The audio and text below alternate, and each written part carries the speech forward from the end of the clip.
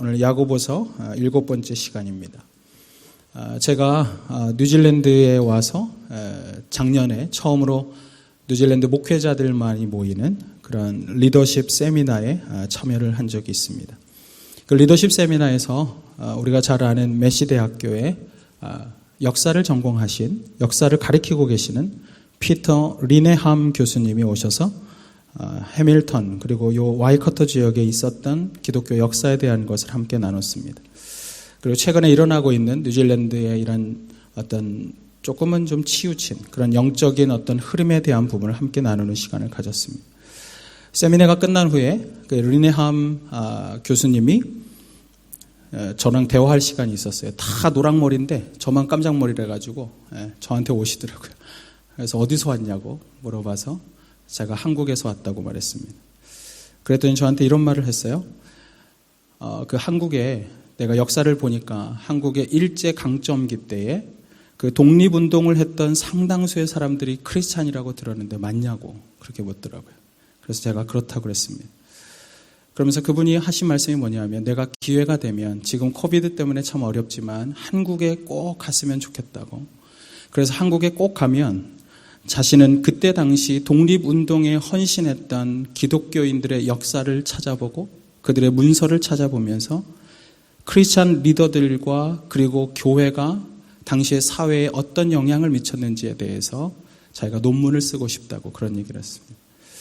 저는 굉장히 충격이었습니다. 왜냐하면 한국의 초기 기독교 역사에 대한 논문이나 그런 기록들은 대부분 한국 사람들이 합니다. 그것도 뉴질랜드 사람이 과연 이런 관심이 있을까? 근데 그분이 그런 관심 속에서 저에게 그런 이야기를 했습니다. 그렇습니다, 여러분. 한국의 초기 기독교 역사 속에서 기독교 신앙이 처음 한국에 소개될 때는 여러분 교회는 우리 민족의 등불이었고 교회는 우리 민족의 희망이었습니다. 우리의 선조들은 교회를 통해서 처음으로 민주적인 회의가 무엇인지를 배웠습니다. 민주적인 정치를 어떻게 하는지를 교회를 통해서 배웠습니다. 그들은 교회에 와서 그리스도의 진리가 주는 자유가 무엇인지를 깨달았습니다. 그리고 자유정신에 입각해서 그들은 지금의 억압 속에서 해방해야 된다는 그런 꿈과 소망의 등불을 킬 수가 있었습니다. 실제로 3.1운동 당시에 독립선언문을 작성했던 우리가 잘 아는 33인 대표 중에 16명은 교회 지도자들이었습니다. 그리고 3.1운동 당시에 그런 모든 독립운동이 가능할 수 있었던 이유는 전국에 있는 교회가 독립운동의 거점 역할을 했기 때문입니다. 그곳 지하에서 그들은 독립선언문을 잉크에 묵을 발라가면서 그것을 계속해서 복사해서 그것을 나눠줄 수가 있었습니다. 한국 땅에 선교사가 들어오면서 한국에 병원이라는 것이 생겼습니다. 근대의 병원. 광해원이 생겨졌고 세브란스 병원이 세워졌습니다. 한국의 선교사들에 의해서 근대적인 교육기관이 세워졌습니다. 연세대학이 그렇게 세워졌고 배재대학교가 그렇게 세워졌습니다. 수많은 한국의 병원과 그리고 학교를 세워주었고 왕실에 정말 근대적인 의사로서 선교사가 들어가 고종 황제를 살펴보았습니다. 기독교 지도자들은 너무나도 낙후된 삶 속에서 전혀 문화라는 것을 찾아볼 수 없었던 우리의 선조들에게 처음으로 체육이라는 것을 가르쳐줬어요. 그래서 YMCA 야구단 이런 영화도 나온 겁니다. 처음으로 음악을 가르쳐주었습니다. 교회를 통해서 최근에 음악을 들을 수가 있었습니다. 교회를 통해서 그들은 나라가 빚어졌을 때 자신들의 손가락에 끼어져 있던 금가락지를 빼며 나라의 빚을 갚아달라는 그런 국채보상운동의 한 역할을 감당했던 것을 볼 수 있습니다. 오늘날 경상도 대구에 가면 3.1 운동을 했던 골목길이 있고 거기에 국채보상운동을 했던 곳이 있는데 바로 그 운동했던 골목 옆에는 대구의 동산 의원이 있고 그리고 그 옆에 언덕에는 그때 당시 선교사들이 머물고 그리고 독립운동에 헌신했던 선교사들의 집이 박물관으로 남겨져 있습니다. 그런데 문제는 이것입니다. 그때 당시에 겨우 기독교인은 전 인구의 2%밖에 되지 않았지만 그 민족을 바꾸는 사람들이었고 그리고 그때 당시에 기독교인이라고 하면 믿지 않는 사람들도 그들을 존경하고 따를 만한 이유가 있었습니다. 그러나 오늘날 대한민국에 20%가 넘는 기독교인이 있음에도 불구하고 오늘날 소위 개독교라고 하는 세상의 조롱거리가 되어버린 기독교로 남아버렸습니다. 뉴질랜드는 괜찮을까요? 뉴질랜드는 어떨까요? 제가 리네함 교수에게 그날 그 질문을 받은 후에 제가 물어봤습니다. 왜 당신은 한국 초기 초대교회의 역사에 대한 관심을 갖느냐고. 왜 그 독립운동에 기독교가 어떤 일을 했는지에 대한 관심이 있느냐고 물었을 때 그는 이렇게 아주 단순하게 대답했어요. 왜냐하면 적은 인원의 기독교인들이 얼마나 커다란 사회적 영향력을 미칠 수 있었는지에 대한 답을 나는 거기서 받기 때문이라고. 뉴질랜드에는 많은 그리스도인이 있었지만 아직 그것을 보지 못했다고. 그분의 책 가운데는 The Best Sunday라는 게 있습니다. 그 책에 보면 교회가 뉴질랜드 사회를 어떻게 변화시켜 왔는지 기독교 역사 속에서 조명한 책입니다. 그분은 하면서 이런 이야기 했습니다. 1800년대 초 처음 뉴질랜드 사회에 선교사가 들어왔을 때 마오리족들은 자발적으로 자신의 종교를 기독교로 바꿀 만큼 선교사들의 복음은 그들에게 큰 영향력을 미쳤다고. 오히려 선교사들보다 힘이 셌던 마오리족이었고 많은 것을 가지고 있었지만 그럼에도 불구하고 1820년대에 그때의 선교사들의 복음은 우리에게 희망의 복음이었다고. 역사학자 제임스 벨리치는 이런 말을 했습니다. 뉴질랜드의 선교사들을 그는 이렇게 표현했어요. 뉴질랜드의 선교사들은 악한 세상 가운데 선을 행하는 유일한 사람들이었다. 뉴질랜드의 악한 세상 가운데서 유일하게 선을 행하고 있었던 사람. 그래서 뉴질랜드의 전 인구의 50%가 기독교인이었던 때가 있었습니다. 그러나 지금의 뉴질랜드는 기독교 신앙을 가진 것에 대해서 이렇게 생각합니다. 매우 고리타분한 사람들. 오늘날 키위 사람들, 여기에 있는 우리 한국인이 아닌 유럽에서 온 이민자들과 이 땅에서 태어났던 많은 사람들은 기독교 신앙을 가진 사람은 고리타분하고 답답하고 그리고 세상에 뒤처진 사람들이 되어버렸다고 생각해요. 2003년에 메시 대학교에서 뉴질랜드에 있는 종교인 조사를 했습니다. 거기에 보면 대부분의 사람들은 기독교를 떠났습니다. 그리고 뭐가 됐냐 하면 atheism, 무신론자가 됐어요. 하나님은 존재하지 않는다. 그리고 15%의 사람들은 하나님은 존재하지만 그러나 그 하나님은 나와 상관없는 하나님. 여러분들의 자녀들, 오늘 특송했던 자녀들한테 물어보십시오. 여러분, 뉴질랜드에 처음 기독교를 전파될 때 카톨릭은 학교를 세우면서 선교를 많이 했어요. 그래서 뉴질랜드에 카톨릭 미션 스쿨이 많습니다. 왜 이렇게 많은가 했더니 역사 속에서 그게 다 나왔어요. 남부 지역에는 주로 카톨릭이 많고 그리고 북쪽 지역에는 북섬 위쪽으로는 장로교회가 많습니다. 교육 사업에 많은 투자를 했던 카톨릭 학교가 있고 그리고 크리스천 스쿨이 있지만 여러분 그 학교 다니는 아이들에게 물어보세요. 여러분의 친구 가운데, 너의 친구 가운데 크리스천은 몇 명이니? 거의 찾아볼 수 없다고 말해요. 그리고 그 친구들은 언제나 이렇게 말해요. 너 교회를 가? 주일날? 아니, 주일날이라고 말하죠. 썬데이에. 놀라워. 넌 아직도 창조론을 믿어? 그 이유는 단순해요. 창조론을 안 믿어서가 아니라 그게 실제하냐 아니냐를 따지려는 게 아니라 단순한 것입니다.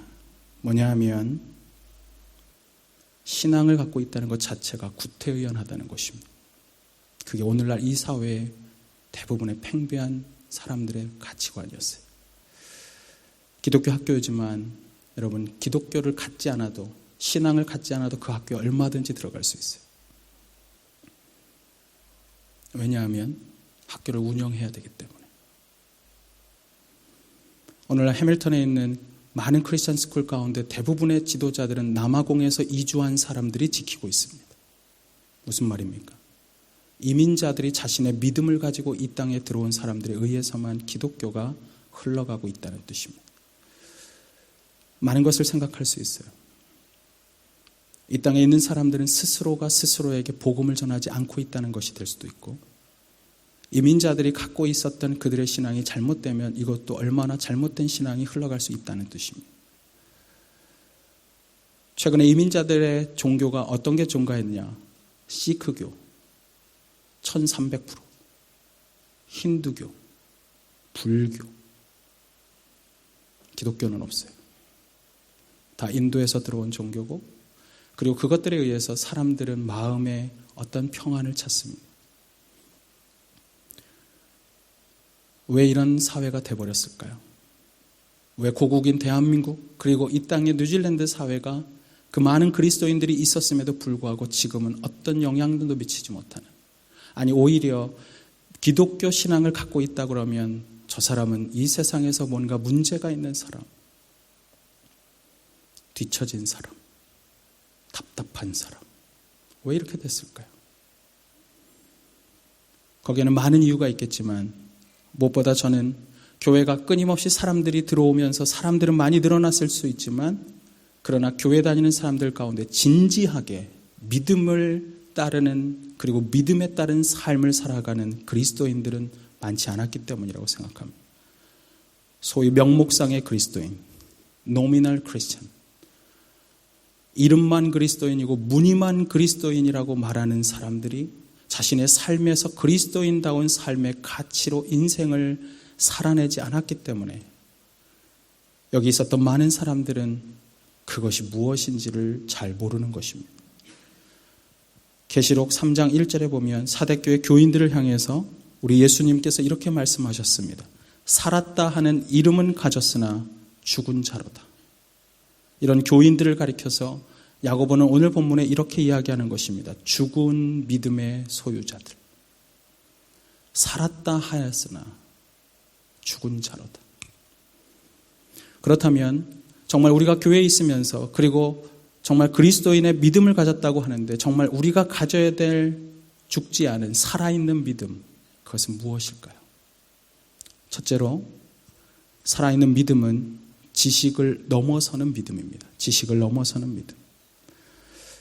여러분, 제가 질문 하나 할게요. 귀신들이 믿음이 있을까요? 없을까요? 우리 성경을 오늘 봤는데 우리 18절, 오늘 본문 18절과 19절을 한번 읽어볼까요? 18절과 19절, 거기에 답이 있어요. 우리 같이 한번 읽어보겠습니다. 시작. 어떤 사람은 말하기를 너는 믿음이 있고 나는 행함이 있으니 행함이 없는 내 믿음을 내게 보이라. 나는 행함으로 내 믿음을 내게 보이리라 하리라. 내가 하나님은 한 분이신 줄을 믿느냐? 잘하는도다. 귀신들도 믿고 떠느니라. 귀신들이 믿어요, 안 믿어요? 성경에 뭐라고 써있어요? 귀신이 믿음이 있대요. 여러분, 다시 질문할게요. 귀신들이 하나님이 한 분 유일하신 하나님이신 것을 믿을까요? 안 믿을까요? 믿어요. 여러분, 오늘 본문에 귀신도 믿음이 있다고 가르쳐줍니다. 하나님의 존재를 믿는다고 가르쳐줘요. 우리가 예수님께서 이 땅에 오셨을 때 귀신들을 만난 적이 있어요. 그들의 예수님에 대한 고백 가운데 보면 귀신들의 신앙 고백이 나옵니다. 마가복음 3장 11절에 보면 이런 말씀이 있습니다. 더러운 귀신들도 어느 때든지 예수를 보면 그 앞에 엎드려 부르짖어 이르되 당신은 하나님의 아들이니이다 하니. 지금 귀신들의 신앙 고백이 나와요. 예수님 보고 뭐라 그래요? 당신은 하나님의 아들입니다. 다시 말하면 예수님을 보면서 그분은 인간이실 뿐 아니라 그분은 하나님이시라는 것을 고백하는 것입니다. 그분은 신성을 가지신 분, divinity, divine personality, 신적인 인격을 갖고 계신 분. 동시에 그분은 완전한 인간이시며 완전한 하나님이신 것을 여러분, 귀신이 알고 있었어요. 오늘날 많은 사람들은 하나님의 존재를 믿지 않습니다. 아까 말씀드린 것처럼 여기 뉴질랜드에 있는 많은 사람들이 최근에 바뀐 것은 무신론자입니다. 신이 없다라고 생각하는 것입니다. 그리고 또 그 신이 있다고 말해도 그 중에 많은 사람들은 예수 그리스도를 하나님의 아들이라고는 믿지 않아요. 하나님이라고 생각하지 않아요. 여러분, 교회 다니지만 교회 다니는 많은 사람들 중에서도 이런 생각을 합니다. 예수님은 위대한 인간이라는 것은 부인하지 않아요. 그분은 정말 위대한 삶을 살았어. 너무나도 사랑하는 삶을 살았어. 그분의 교훈은 너무나도 아름다워. 그러나 그분은 하나님은 아니야. 그런 것에 비하면 여러분 귀신은 믿음이 얼마나 좋아요. 최근에 이단 가운데 제가 오늘 이단 얘기를 좀 합니다만 하나님의 예수님의 이런 신성을 거부하는 사람들이 있습니다. 이단들은 대부분 예수님을 그냥 인간으로만 봐요. 그렇게 보는 종교가 있죠. 이슬람교입니다. 여러분 이슬람교에서 예수님은 위대한 선지자입니다. 그들에게 위대한 선지자가 여럿 있어요. 아브라함도 선지자고 예수님도 선지자고 그리고 무함마드가 있어요. 근데 중요한 건 그 중에서 선지자 무함마드를 위대한 선지자로 인정할 때 그들이 그것이 믿음을 가졌다고 말해요. 하나님은 동일하게 우리의 하나님이라고 믿습니다. 그들은 여호와 하나님은 알라라고 말해요. 다만 예수님을 하나님이시고 그리고 참으로 인간이시고 참으로 하나님이신 존재로 오셨다는 걸 믿지 않아요. 그걸 믿지 않는 최근에 우리 뉴질랜드 땅에서 아주 흔한 이단 지방교회. 제가 홈페이지에 보니까 홈페이지에는 신성과 인성을 다 가지신 존재라고 표현을 합니다. 그러나 제가 오늘도 예배 들어오기 전에 지금 지방교회 홈페이지에 제가 들어갔는데 고린도전서 15장 45절에 보면 이런 말씀이 있습니다. 그들이 어떻게 주장하냐 하면 지방교회 홈페이지에서는 이렇게 주장합니다. 최근에 풀러 신학교에 미국에 있는 풀러 신학교가 자신들을 이단에서부터 해제해줬다. 그러므로 자신들이 이단이 아니다라고 이야기합니다. 여러분 그거 다 지방교회 홈페이지에서 그리고 지방교회 사람들이 주장하는 얘기입니다. 그들의 주장 가운데 제가 홈페이지를 그래서 끊임없이 찾아봤어요. 겉으로는 예수님은 하나님이시고 동시에 예수님은 인간이라고 말을 합니다. 그러면서 그들은 자신의 이단성을 가리기 위해서 끊임없이 그들이 해제됐다는 것을 강조하면서 예수님이 진짜 하나님이고 인간으로 100% 인간으로 믿는가? 제가 그분들의 홈페이지를 한참 찾아보다가 여기 홈페이지에 있는 거예요. 고린도전서 15장 45절을 보면서 이렇게 해석하더라고요. 고린도전서 15장 45절은 이렇게 써 있습니다. 기록된 바 첫사람 아담은 생명이 되었다 함과 같이 마지막 아담은 살려주는 영이 되었나니. 여러분 지방교회에서 굉장히 중요하게 여기는 게 이 구절이에요. 마지막 아담은 예수님을 가리켜요. 그 마지막 아담 우리도 동일하게 예수님이라고 말합니다. 그런데 마지막 아담은 살려주는 영이 되었나니 라는 이 표현을 이렇게 표현합니다. 살려주는 영. 여러분 우리 예수 그리스도께서는 우리에게 생명을 주셔서 우리로 하여금 살려주시는 영이십니다. 그분은 살아계시고 그리고 우리와 함께 하시면서 우리를 생명을 주시는 살려주시는 영. 그래서 우리가 그분을 예수님을 구주와 주님으로 영접함으로 우리가 생명을 얻은 것입니다. 그런데 이분들이 아주 교묘하게 이것을 이렇게 해석합니다. 뭐라고 해석하냐 하면 생명을 주는 영이 누군가 그것은 예수님이라고 말해요. 지방교회 홈페이지에 보면 이렇게 써 있습니다. 생명을 주는 영은 바로 위에서 정의되신 마지막 아담이신 예수님이 죽음과 부활을 통과하신 분이다. 여기까지 보면 똑같아요. 그런데 그 부분에서 되었나니라고 하는 생명을 주는 영이 되었나니를 예수님에게 적용했어요. 그러면서 이렇게 말합니다. 마지막 아담이 생명을 주는 영이 되었다. 여기서 되었나니라는 것은 언제 그럼 되었느냐? 지방교회는 이렇게 주장해요. 예수님이 이 땅에 오셔서 인간으로서 있었고 그가 십자가에 달려서 죽으신 후에 부활하신 순간 하나님의 영으로 부활함으로 그때 생명을 주는 영이 되었다라고 주장해요. 그 말은 이런 얘기예요. 우리가 들으면 잘 모르지만 굉장히 어렵게 들리지 않게 말해놨어요. 근데 이렇게 써 있어요. 고린도전서 15장 45절에 생명에 주는 영은 성령도 아니고 부활한 몸을 가지신 아들 안에 성부와 성령도 함께 포함되신 온전한 하나님 삼위일체 하나님이시다. 이렇게 써놨어요. 그냥 보면 삼위일체를 주장하는 것 같아요. 근데 지방교회 주장 가만히 읽으면 이것입니다. 부활한 순간에 생명을 주는 영이 된 것이요. 그 얘기는 뭐예요? 그 전에는 인간이었다는 얘기예요. 부활하는 순간 생명을 주는 영이 되었다. 마지막 아담이신 그분이. 그 말은 이 땅에 태어난 순간에는 인간이었다는 것입니다. 우리 그리스도인들은 이렇게 믿습니다. 진정한 믿음은 그분은 이 땅에 오신 순간에도 인간이시면서 동시에 그분은 하나님이셨다. 100% 인간, 100% 하나님. 그러나 이분들은 어떻게 말해요? 부활 이후에 하나님의 영이 임해서 하나님이 되었다는 것입니다. 지방교회 때문에 제가 굉장히 많은 질문과 여러 이야기를 들어서 제가 오늘 주일 예배 때 여러분께 이런 말씀드려요. 중요한 것은 이것이에요. 바른 신앙을 갖는다고 하면서 여러분 때로는 귀신보다도 못한 믿음을 가져요. 오늘 귀신은 뭐라 그래요? 예수님을 하나님의 아들이라고 합니다. 그분을 여러분 귀신은 어떤 의미에서 우리보다 더 믿음이 좋은 것 같아요. 여러분 귀신에 대해서 귀신은 어떤 믿음이 있느냐? 하나님을 예수님을 하나님이라고 믿을 뿐 아니라 그들은 사후 세계도 믿습니다. 죽음 이후의 세계도 귀신들은 믿어요. 누가복음 8장 31절에 보면 예수님께서 군대 귀신이 들린 사람을 향해서 만났을 때 그때 귀신들이 예수님께 이렇게 말합니다. 무저갱으로 들어가라 하지 마시기를 간구하더니. 여기서 무저갱은 지옥의 또 다른 표현이에요. 군대 귀신이 이렇게 말하는 거예요. 저희로 하여금 지금 지옥에 가라고 하지 마십시오. 예수님 그래서 그 군대 귀신을 어디로 보냈어요? 돼지에게로 보냈어요. 그렇죠? 그 말은 뭐냐면 귀신들이 지금 지옥의 존재를 알고 있을 뿐 아니라 믿고 있다는 것입니다. 귀신들은 자신들이 그 지옥에 가야 할 존재라는 것도 알고 있다는 것입니다. 그래서 여러분 귀신들은 지금 뭐합니까? 우리의 일반적인 성도들을 미혹해서 함께 지옥에 가자고 끌어가는 거예요.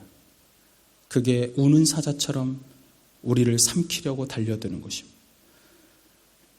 근데 중요한 건 이거예요. 얼마나 많은 사람들이 죽음 이후의 세계를 부인하는지 몰라요. 때때로 제가 목회자다 보니까 저한테 이런 말을 하시는 분이 있어요. 목사님, 천국은 좋은데 지옥은 설교하지 마세요.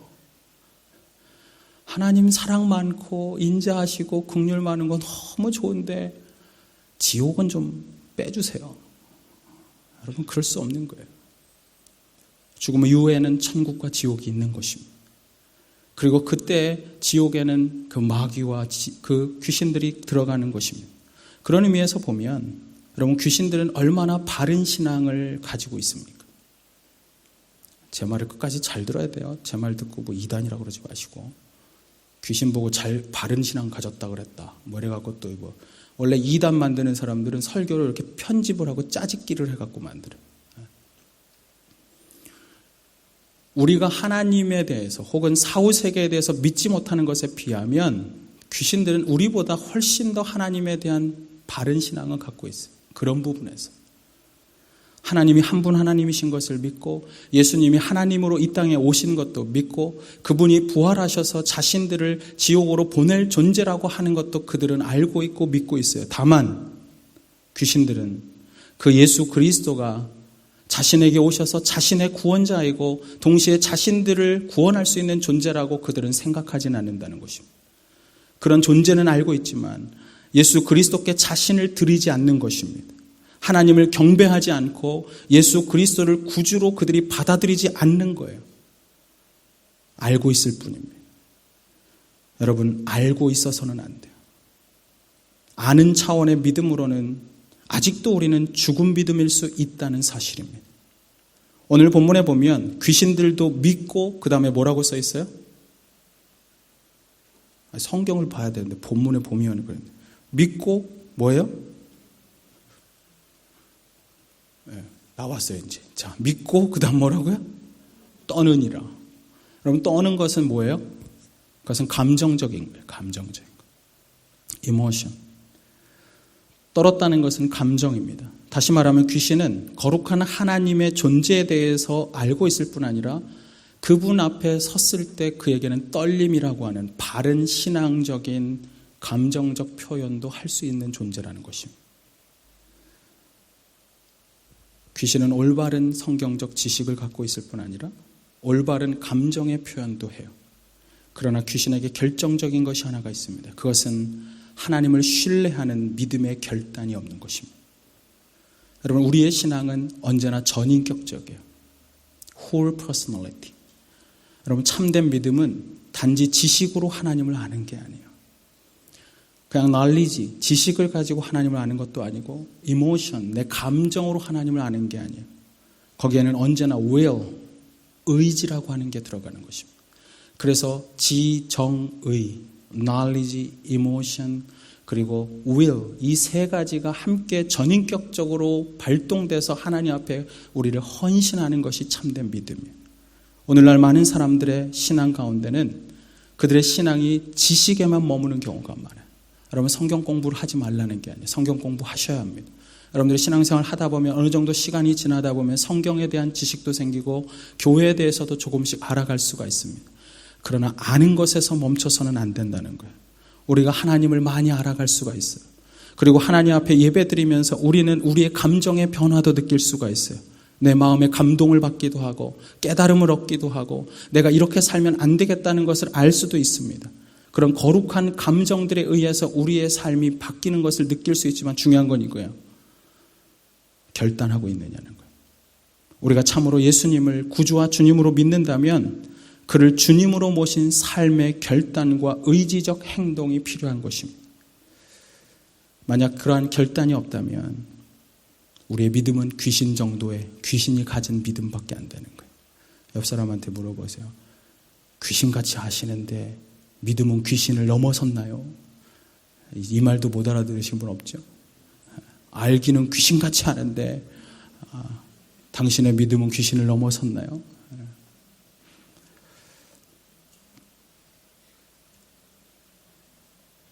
단순한 지식 혹은 감정적 동의로는 참된 믿음이라고 말할 수가 없습니다. 오늘 그래서 야고보는 의지적 결단이 없는 이 믿음을 죽은 믿음이라고 말하는 것입니다.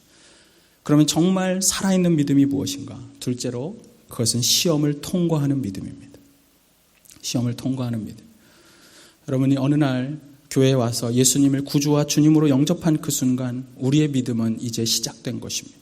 그러나 그 믿음이 살아있는 참된 믿음으로 끊임없이 자라가려면 그 믿음은 반드시 시험을 통과해야 하는 것입니다. 여러분 학생 시절에 시험을 많이 쳐보셨죠, 그죠? 여기 어른들이 많은데 한국에서 학창 시절 보내신 분들 중간고사, 기말고사, 모의고사, 심지어 쪽지 시험, 거의 매일이 시험이에요. 매일이 시험. 여러분 신학교에 가면요, 한국에서 제가 대학원 다닐 때 신학교에 가면 3년 동안 97학점을 이수해야 돼요. 학부 때가 120학점인가 130학점인가 내가 잘 기억이 안 나요. 근데 3년 동안에 97학점을 이수해야 돼요. 근데 재밌는 거는 모든 과목이 늘 시험을 쳤어요. 그리고 늘 페이퍼를 내게 했어요. 제가 왜 이 말씀 드리냐면 저는 그래서 시험이 엄청 싫었다는 얘기입니다. 혹시 여러분 가운데 시험이 너무 좋아갖고 중간고사 그러면 막 가슴이 두근두근 하면서 언제 오나? 빨리 시험 치고 싶다. 이런 사람 있어요? 혹시? 나는 시험이 없으면 어떻게 사나 싶었어. 이런 분 있으세요? 그런 분들은 없어요. 시험은 다 누구나 좋아하지 않아요. 그렇다고 해서 여러분들이 이 말에 동의하지는 않을 거예요. 그렇게 싫은 시험인데 그 시험을 우리 자녀들의 교육 제도에서 완전히 빼버려야 된다. 시험이 없어야 된다. 이렇게 주장하실 분이 있으세요? 갑자기 생각 중이에요. 여러분 그렇게 주장하는 사람이 없어요. 무슨 말이냐 하면 사람들은 시험을 누구도 좋아하지 않습니다. 그러나 또한 시험은 그럼에도 불구하고 누구에게나 꼭 필요한 것입니다. 시험이 왜 필요합니까? 시험은 내가 무엇을 배웠는지 어디까지 배웠는지 나의 현재의 위치를 알게 하는 것입니다. 나의 믿음이 나의 실제적인 이 믿음이 어디쯤 와 있는지 나의 믿음의 실체, 내 아이덴티티는 어디쯤인지 확인할 수 있는 자리가 바로 시험이라는 것입니다. 그래서 믿음의 시험을 여러분 때때로 하나님은 당신의 사랑하는 자녀들에게 허락하세요. 믿음의 테스트. 그것을 통과함으로써 우리의 오늘의 믿음의 실체와 진정성을 보이는 것입니다. 오늘 야고보는 그런 믿음의 테스트를 통과했던 한 사람을 소개하는데 그 사람은 아브라함입니다.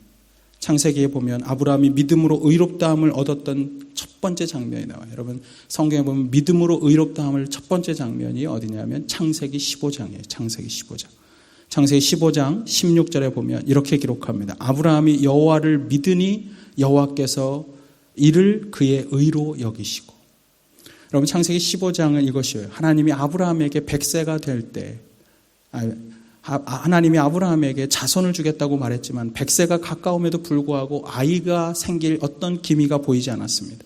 그래서 아브라함이 어떻게 하냐면 자신의 종들 중에서 엘리에셀이라고 하는 한 종을 상속자로 삼았습니다. 그러던 어느 날 하나님이 그에게 찾아왔습니다. 그리고 밤에 그를 밖으로 불러냈습니다. 하늘의 별을 세보라고. 너무나 많은 거예요. 아브라함이 다 셀 수가 없어서 너무나 많은데요, 하나님. 그때 아브라함에게 하나님이 이렇게 말씀하셨어요. 너의 자손이 저 하늘의 별처럼 많을 거야. 이 땅의 모래처럼 많을 거야. 그런데 중요한 건 이것입니다. 그 말을 듣는 순간 아브라함이 그 말씀을 자신에게 진정으로 이루어질 것으로 믿음으로 받아들였다는 것입니다. 그 믿음을 보시고 그것을 받아들인 믿음을 보시고 하나님께서 뭐 하셨다고요? 아브라함이 받아들인 그 믿음을 의로 여기셨다는 것입니다. 그러나 이 시점에서 창세기 15장의 이 시점에서 그가 믿음으로 의롭다함을 얻은 것은 사실이지만 그러나 그의 믿음은 아브라함의 믿음은 아직 시험을 통과하지는 않은 믿음인 것입니다. 그래서 조금씩 성경을 읽어보면 그는 넘어집니다. 사라의 이 말을 듣고 그의 몸종인 하갈을 통해서 이스마엘을 얻는 일을 합니다. 그의 믿음이 정말 진정한 믿음인지 하나님께서 그의 믿음이 살아있나 죽어있나 테스트하기를 원하셨어요. 그게 바로 창세기 22장이에요. 22장 1절은 이렇게 시작합니다. 그 일 후에 하나님이 아브라함을 시험하시려고 하나님이 그의 믿음이 살아있나 아닌가를 테스트하시려고 그에게 찾아오셨습니다. 그리고 2절에 이렇게 말합니다. 내 아들 네가 사랑하는 독자 이삭을 번제로 드리라. 아브라함은 이삭을 바치라는 하나님의 뜻이 무엇인지는 알지 못했어요. 그러나 아브라함은 그 시험에 순종함으로 마침내 믿음의 진정성을 그는 증명해 보였던 것입니다. 그래서 오늘 본문 야고보서 2장 21절에 이렇게 기록해요. 우리 조상 아브라함이 그 아들 이삭을 제단에 바칠 때에 행함으로 의롭다함을 받은 것이 아니냐. 여러분, 이삭을 바친 것은 창세기 22장의 사건이에요. 그의 이러한 헌신과 순종으로 창세기 15장에서 믿음으로 의롭다함을 받은 그의 믿음을 이번에는 행함으로 의롭다함을 받은 것으로 완결지은 것입니다. 그래서 야고보는 이렇게 말하는 거예요. 22절과 23절에 내가 보거니와 믿음이 그의 행함과 함께 일하고 행함으로 믿음이 온전케 되느니라. 그가 믿음으로 의롭다함을 얻었지만 그러나 그의 믿음의 온전한 모습이 확실하게 증명된 건 언제예요? 행함으로 이삭을 하나님께 드릴 때였다는 것입니다. 그래서 23절에 이렇게 써 있어요. 이에 성경이 이른바 아브라함이 하나님을 믿으니 이것을 의로 여기셨다는 말씀이 이루어졌고 그는 하나님의 벗이라 칭함을 받았느니라.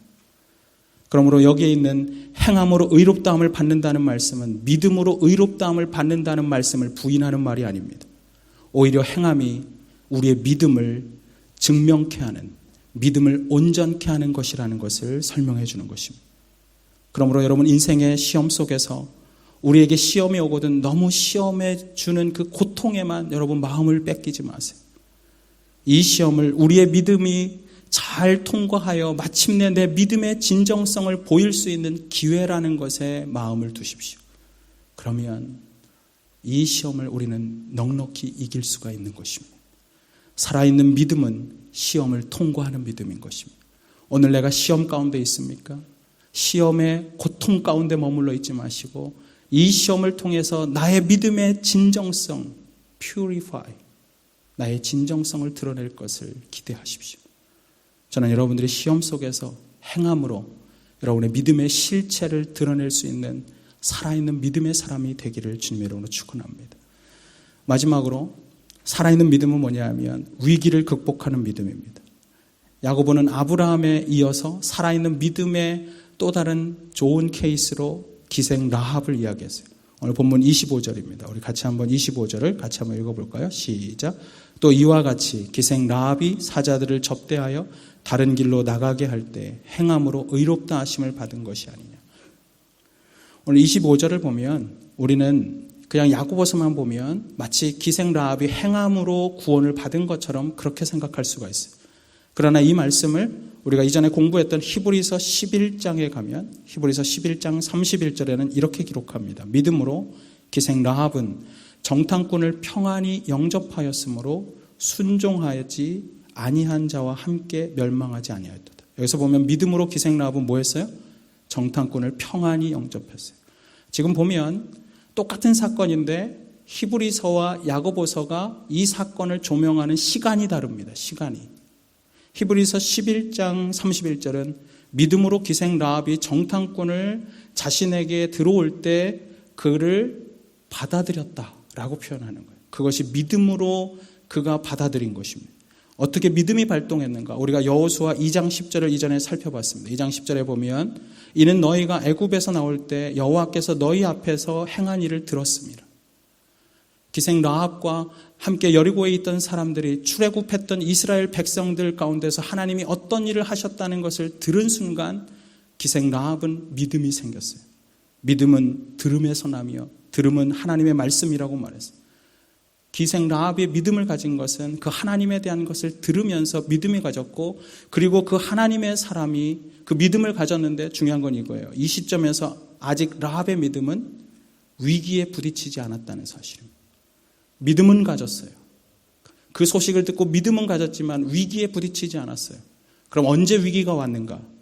야고보서는 그것이 왕의 수색대가 라합의 집에 찾아와서 유대인 정탐꾼을 찾는 그 순간이 믿음의 위기였다고 이야기해 주는 것입니다. 믿음의 사람들에게는 언제나 그래서 위기가 찾아오는 것입니다.